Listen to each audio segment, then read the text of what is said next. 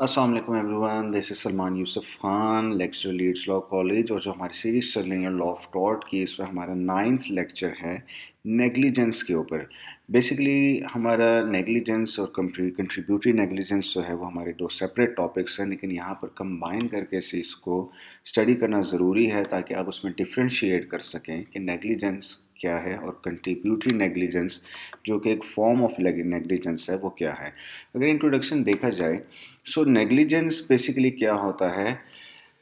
Law of tort में negligence ये है कि कोई भी काम करने में ऐसी कोई गफलत बरतना कि जिसमें आपकी ये ड्यूटी थी कि आपने उसमें अपनी एक पूरी अटेंशन रखनी है और आपने उसको ड्यूटी को पूरी तरह से निभाना है, लेकिन आप वो काम करने में फ़ेल हो जाते हैं और उस काम में फ़ेल होने की वजह से, आपके गफलत बरतने की वजह से किसी दूसरे बंदे को कोई हार्म या कोई इंजरी पहुंचती है, तो वो क्या होगी? नेग्लिजेंस होगी। बात की जाए कंट्रीब्यूटरी नेग्लिजेंस की, तो कंट्रीब्यूटरी नेग्लिजेंस जो है वो टॉर्ट में फॉल नहीं करता। क्यों? क्योंकि contributory negligence as a defence available है हमारे पास। कंट्रीब्यूटरी नेग्लिजेंस में आप ये साबित कर सकते हैं कि आइदर वो गलती जो एक रीज़नेबल केयर जो थी वो नहीं ली गई, ना तो प्लेंटिफ साइड से ना ही डिफेंडेंट साइड से कोई रीज़नेबल केयर की गई, जिसकी वजह से डैमेजेस जो हैं वो दोनों पार्टीज़ को अकर हुए। यानी दोनों पार्टीज़ ने सफ़र किए वो डैमेजेस, और उन डैमेजेस के लिए जो दोनों पार्टीज़ थी यानी प्लेंटिफ और डिफेंडेंट, वो दोनों इस चीज़ के लिए रिस्पॉन्सिबल थी। फॉर एग्ज़ाम्पल अगर इसकी हम बात करें कि कोई बंदा रोड क्रॉस कर रहा है और अगर वो उसकी एक रीज़नेबल केयर वो नहीं ले रहा रोड क्रॉस करते हुए, और उसी ऑन अदर हैंड अगर हम देखें कि दूसरा बंदा जो रैश ड्राइविंग कर रहा है और वो एक रीज़नेबल केयर के साथ ड्राइविंग नहीं कर रहा, तो क्या कर रहे हैं वो दोनों लोग जो हैं वो क्या कर रहे हैं कि अपनी ड्यूटीज़ परफॉर्म करने में फ़ेल हो रहे हैं। वो दोनों जो हैं वो नेग्लिजेंस का जो फैक्टर है वो उसे कमिट कर रहे हैं। तो ऐसी सिचुएशन के अंदर हमारे पास जो सूरत होगी वो होगी कंट्रीब्यूटरी नेग्लिजेंस, जिसमें प्लेंटिफ और डिफेंडेंट दोनों कंट्रीब्यूट करेंगे किसी भी हार्म या इंजरी की सूरत में, जो कि अगर दोनों को पहुंचती है। तो इस सूरत में अगर वो कोर्ट के पास जाएंगे कोई ना कोई अपने डैमेजेस की कोई ना कोई शिकायत लेके और कोर्ट से वो कंपनसेशन लेना चाहेंगे, तो इस सूरत में कंट्रीब्यूटरी नेग्लिजेंस की सूरत में कोर्ट की तरफ से कोई भी डैमेज ना तो प्लेंटिफ को ग्रांट किया जाएगा और ना ही डिफेंडेंट को, क्योंकि दोनों अपने अपने हैंड पर नेग्लिजेंस साबित करते हुए पाए जाएंगे। अगर डेफिनेशन की बात की जाए तो सिंपल वर्ड्स में डेफिनेशन में ये एक्सप्लेन किया गया है कि अगर कोई इंसान अपनी ड्यूटी परफॉर्म करने में वो फेल हो जाता है, जहाँ उसे रीज़नेबल केयर लेनी चाहिए थी, कोई प्रिकॉशंस जो हैं उन्हें फॉलो करना चाहिए था और वो उन्हें फॉलो नहीं करता, तो इस सूरत में हमारे पास जो रिस्पॉन्सिबिलिटी होगी वो किस चीज़ के लिए रिस्पॉन्सिबल होगा? वो नेग्लिजेंस कमिट करने के लिए रिस्पॉन्सिबल होगा। अगर हम बात करें टाइप्स की, तो नंबर वन हमारे पास है एडवर्टेंट नेग्लिजेंस, जिसका मतलब होता है कि विलफुल नेग्लिजेंस। अब विलफुल नेग्लिजेंस जो है वो हमारे पास एक सीरियस नेग्लिजेंस है। क्यों? क्योंकि उसमें टोटली लैक ऑफ इंटरेस्ट होता है एक इंसान का, कि वो कोई भी प्रिकॉशन नहीं लेता, कोई रीज़नेबल मेजर्स नहीं लेता, हर चीज़ अवॉइड करते हुए वो काम कर रहा होता है विलफुली, यानी इंटेंशनली वो ये काम कर रहा होता है। जैसे हम बात करें हॉस्पिटल स्टाफ की, अगर हॉस्पिटल स्टाफ ने एक पेशेंट की बैंडेज कितने दिनों तक अगर चेंज नहीं की और उस वजह से उसे इन्फेक्शन हो गया, जबकि हॉस्पिटल जो मैनेजमेंट थी, वो जो स्टाफ था वो इस चीज़ के लिए बाउंड था कि उसकी बैंडेज जो है वो डे बाई डे चेंज करें, लेकिन उन्होंने ऐसा नहीं किया और विलफुली या इंटेंशनली उन्होंने ये नेग्लिजेंस कमिट की,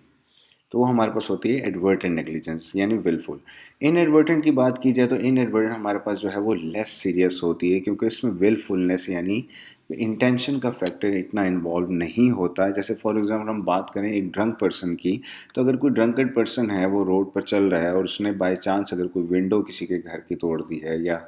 कोई और किसी बंदे को नुकसान पहुंचा दिया है, तो वो एक इनएडवर्टेंट नेग्लिजेंस होगी, क्योंकि वो काम उसने विलफुली नहीं किया हुआ। डेफिनेशन की बात करें कंट्रीब्यूटरी नेग्लिजेंस की, तो कंट्रीब्यूटरी नेग्लिजेंस ये होती है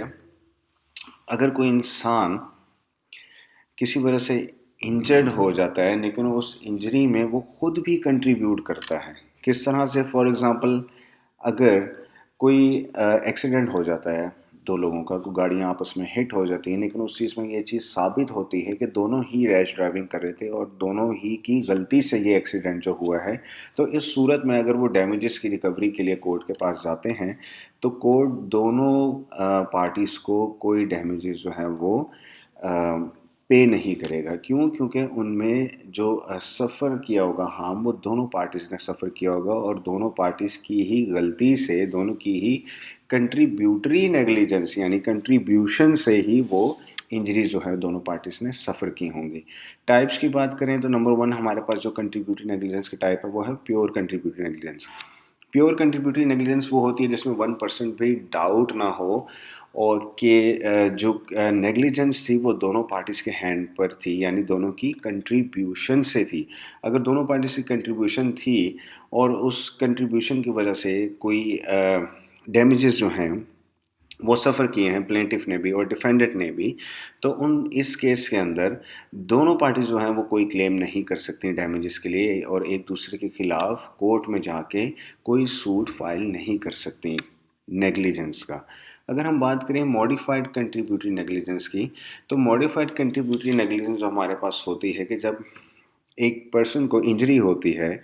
and he can recover a little percentage of damage, यानी उसमें कोई थोड़ी सी मॉडिफिकेशन अगर होगी हो कि 1% चांस हो, फॉर एग्जांपल कि जी प्लेंटिफ की जो गलती थी वो कम थी, डिफेंडेंट की जो थी वो ज़्यादा थी, तो इस सूरत में कोर्ट ये देखेगा, ये डिपेंड करेगा कोर्ट के ऊपर कि वो देखे कि आइदर प्लेंटिफ की गलती कम थी या डिफेंडेंट की गलती ज़्यादा थी या फिर दोनों की बराबर थी। तो इस सूरत में कोर्ट के ऊपर डिपेंड करता है कि वो उनको डैमेजेस या तो बिल्कुल एक लिटिल परसेंटेज ऑफ डैमेजेस उन्हें पे करे या फिर बिल्कुल भी पे ना करे। डिफेंसेस की अगर बात की जाए तो डिफेंसेस हमारे पास अवेलेबल हैं नेग्लिजेंस के अंदर। नंबर 1 अगर हम बात करें कि नंबर 1 हमारे पास जो डिफेंस अवेलेबल है वो ये बताता है कि जो इंजरी थी it was result of the consent of the injured person, यानी इंजरी जो उसने सफ़र की इंजर्ड पर्सन ने वो उसकी मर्ज़ी से हुई। तो ये एक तरह से उनके पास डिफेंस अवेलेबल हो, यानी एक इंजर्ड पर्सन ये क्लेम कर देता है कि जी मेरी मर्ज़ी से इसने मुझे कोई नुकसान पहुंचाया या इंजरी हुई, तो वो हमारे पास डिफेंस अवेलेबल है। सेकंड हमारे पास है कि the injured person himself wrong doer. अगर इंजर्ड पर्सन जो है वो खुद एक रॉन्ग डूअर हो जिसके अपनी गलती की वजह से उसे कोई इंजरी हो, तो वो इसके पास एक डिफेंस अवेलेबल है। That the injury was unavoidable, कोई ऐसे सर्कमस्टांसेस हों कि जी वो उसे अवॉइड ही ना कर सके और उसके नतीजे में जो है वो हार्म या इंजरी अकर हो जाए, तो ये हमारे पास डिफेंस अवेलेबल है। फिर हमारे पास कोई ऐसी इंजरी जो एक्ट ऑफ गॉड के तहत हो जाए, कोई अर्थक्वेक आ जाए या किसी भी वजह से कोई सैलाब आ जाता है, उस वजह से कोई हार्म या इंजरी हो जाती है, तो वो हमारे पास एक नेग्लिजेंस का डिफेंस अवेलेबल है। फिर उसमें हम बात कर सकते हैं कि that the injury was result of contributory negligence. अगर कंट्रीब्यूटरी नेग्लिजेंस थी तो फिर ये एक और डिफेंस अवेलेबल है क्योंकि उसमें दोनों पार्टी से कंट्रीब्यूशन थी और जब दोनों की कंट्रीब्यूशन होगी तो वो एक तरह से डिफेंस अवेलेबल होगा दोनों पार्टीज के पास ही। That the injury was result of private defence, यानी सेल्फ डिफेंस के अंदर अगर किसी बंदे ने एक बंदा किसी को हिट कर रहा है और दूसरा बंदा अपने सेल्फ डिफेंस में उसे भी हिट करता है, तो ये भी एक तरह से डिफेंस अवेलेबल होगा और उस पर्सन के अगेंस्ट जो है वो नेग्लिजेंस का सूट फाइल नहीं किया जा सकेगा। That injury was result of mistake, यानी मिस्टेकनली, इनएडवर्टेंटली या मिस्टेकनली उससे कोई ना कोई नेग्लिजेंस हो जाती है, तो वो अगेन एक डिफेंस अवेलेबल होगा, but he has to prove that in the court of law. Situations की बात करें तो नेग्लिजेंस की 3 सिचुएशंस हैं। नंबर 1 ये कि अगर डिफेंडेंट जो है वो कंप्लीट तौर पर नेग्लिजेंट हो तो सूट फाइल हो सकता है। अगर प्लेंटिव जो है वो कंप्लीटली तौर पर नेग्लिजेंट हो तब नेग्लिजेंस का सूट फाइल हो सकता है, या फिर कंट्रीब्यूटरी नेग्लिजेंस हो। जब डिफेंडेंट और प्लेंटिव दोनों नेग्लिजेंस पर हों तो तब भी हम नेग्लिजेंस का सूट जो है वो फाइल कर सकते हैं। बर्डन ऑफ प्रूफ की बात की जाए, कंट्रीब्यूटरी नेग्लिजेंस में जो बर्डन ऑफ प्रूफ होगा वो हमेशा डिफेंडेंट के ऊपर होगा। Defendant has to prove that कि जो नेग्लिजेंस थी वो प्लेंटिफ की ही थी। लेकिन अगर नेग्लिजेंस की बात करें तो नेग्लिजेंस में जो बर्डन ऑफ प्रूफ होगा वो हमेशा प्लेंटिफ के ऊपर होगा। इसका एक डिफरेंस ड्रॉ कर लेते हैं नेग्लिजेंस और कंट्रीब्यूटरी नेग्लिजेंस का, जिसमें नंबर 1 पे हमारे पास आता है as to nature. Contributory negligence की जो नेचर है वो मैंने पहले बताया कि कंट्रीब्यूटरी नेग्लिजेंस जो है वो टॉर्ट नहीं है बल्कि एक डिफेंस अवेलेबल है, जबकि नेग्लिजेंस जो है वो एक टॉर्ट है और इसके अगेंस्ट जो है वो सूट फाइल किया जा सकता है। As to burden of proof अगर हम बात करें कंट्रीब्यूटरी नेग्लिजेंस में, जैसे मैंने पहले बताया कि जो बर्डन ऑफ प्रूफ होगा वो हमेशा डिफेंडेंट के ऊपर होगा and defendant has to prove that जो नेग्लिजेंस थी वो प्लेंटिफ के हैंड पे थी। और अगर नेग्लिजेंस की हम बात करें तो नेग्लिजेंस में जो है वो बर्डन ऑफ प्रूफ हमेशा प्लेंटिफ के ऊपर होगा और प्लेंटिफ को इस चीज़ के लिए प्रूव करना पड़ेगा इन द कोर्ट ऑफ लॉ कि जो नेग्लिजेंस थी वो on the hand of defendant थी। स्कोप की बात करें तो नेग्लिजेंस जो है उसका वाइडर स्कोप है, लेकिन कंट्रीब्यूटरी नेग्लिजेंस का स्कोप जो है वो लेस स्कोप है। इस क्योंकि कंट्रीब्यूटरी नेग्लिजेंस है वो इट्सेल्फ नेग्लिजेंस से ही डिराइव हुआ है। As to duty of care अगर हम बात करें, कंट्रीब्यूटरी नेग्लिजेंस में जो ड्यूटी ऑफ केयर है वो इम्पोज होती है दोनों पार्टीज पे, यानी प्लेंटिफ और डिफेंडेंट के ऊपर। लेकिन अगर हम बात करें सिंपली नेग्लिजेंस के अंदर, तो नेग्लिजेंस में जो ड्यूटी ऑफ केयर है वो सिर्फ रॉन्ग डूअर के ऊपर ही इम्पोज होगी, यानी जिसकी नेग्लिजेंस होगी, जो रॉन्ग डूअर या टॉर्ट फीसर जो होगा उस पर। एसेंशियल्स की अगर हम बात करें तो एसेंशियल्स कौन से हैं नेग्लिजेंस के, उसमें हम सबसे पहले हमारे पास आता है जी लीगल ड्यूटी, कि हर इंसान जो है उसकी एक ये लीगल ड्यूटी है कि वो एक रीज़नेबल मैनर के अंदर एक सेफ्टी जो है वो सेफ्टी मेजर्स लेते हुए, यानी प्रिकॉशनरी मेजर्स लेते हुए वो हर काम को करे ताकि उसके किसी भी एक्ट से किसी दूसरे बंदे को नुकसान ना पहुंचे। अगर ऐसा होता है, अगर वो अपनी लीगल ड्यूटी परफॉर्म करने में फेल होता है तो उसके अगेंस्ट जो है वो legal action in the court of law लिया जा सकता है। जैसे फॉर एग्जांपल अगर कोई डॉक्टर अपनी ड्यूटी पर है, वो पेशेंट को केयरफुली ट्रीट नहीं करता और उस नतीजे में उसको कोई इंजरी हो जाती है, तो डॉक्टर जो है वो बाउंड था, उसकी लीगल ड्यूटी थी कि वो उसको केयरफुली ट्रीट करता। अगर वो ऐसा नहीं करते तो उसके अगेंस्ट जो है वो नेग्लिजेंस का सूट फाइल किया जा सकता है। Breach is the duty number 2 is, अगर कोई अपनी ड्यूटी को ब्रीच करता है, जैसे हमने अभी ऊपर बात की कि अगर कोई रीज़नेबल प्रिकॉशंस नहीं लेता, रीज़नेबल मेजर्स नहीं लेता and he breaches his duty, अगर अपनी ड्यूटी को ब्रीच करता है, कोई रीज़नेबल मैनर के अंदर उससे परफॉर्म नहीं करता, तो उसके अगेंस्ट जो है वो लीगल एक्शन लिया जाएगा। जैसे फॉर एग्जांपल डॉक्टर ने कोई गलत मेडिसिन जो है वो प्रेस्क्राइब कर दी और वो गलत मेडिसिन लेने से जो पेशेंट है वो हॉस्पिटलाइज हो गया, वो बीमार हो गया, तो डॉक्टर जो है वो इस चीज़ के लिए रिस्पॉन्सिबल है। Failure to perform duty, failure to perform duty की बात करें, अगर कोई इंसान अपनी ड्यूटी परफॉर्म करने में फेल हो जाता है, कोई रीज़नेबल प्रिकॉशंस या रीज़नेबल मैनर में अपनी ड्यूटी परफॉर्म नहीं करता, जिसके लिए वो बाउंड था कि वो लीगल मेजर्स उसके लिए प्रिकॉशनरी मेजर्स जो हो वो ले, तो ऐसी सिचुएशन के अंदर if you fail to perform his duty तो उसके अगेंस्ट जो है वो लीगल एक्शन कोर्ट में लिया जा सकता है। डैमेजेस की बात करें, अगर कोई इंसान, जैसे हमने प्रीवियसली इसमें बात की एसेंशियल्स के अंदर ही, कि अगर if someone fails to perform his duty और वो रीज़नेबल अपनी ड्यूटी परफॉर्म नहीं करता and he fails to do it, ठीक है, और वो जो फेलियर है वो एक रीज़न बन जाता है किसी दूसरे पर्सन की इंजरी का, और एक ऐसी सिचुएशन क्रिएट हो जाती है कि किसी न किसी का जो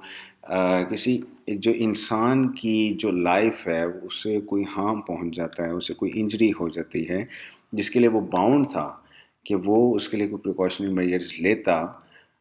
और अगर वो ऐसा नहीं करता और उससे उसे कोई इंजरी होती है दूसरी पार्टी को, तो वो उससे क्या होता है कि उससे डैमेज पहुंचता है। अगर उसे डैमेजेस होंगे तो वो कोर्ट ऑफ लॉ के पास जाएगा और लीगल एक्शन जो है वो अगेंस्ट द रॉन्ग डूअर वो लेगा, जिसके अगेंस्ट कोर्ट उसे कंपनसेशन पे करेगा। कंक्लूड करने में हम सिंपली इसको इस तरह से कंक्लूड करेंगे कि कंट्रीब्यूटरी नेग्लिजेंस से हमने बात की कि कंट्रीब्यूटरी नेग्लिजेंस जो है वो लॉ ऑफ टॉर्ट के अंदर फॉलो नहीं किया जाता, जबकि कंट्रीब्यूटरी नेग्लिजेंस हमारे पास सिंपली एक डिफेंस अवेलेबल है। जबकि नेग्लिजेंस की अगर बात की जाए, नेग्लिजेंस की हमने बात की, नेग्लिजेंस जो हमारे पास है वो एक टॉर्ट है, जो इसे कमिट करेगा उसके अगेंस्ट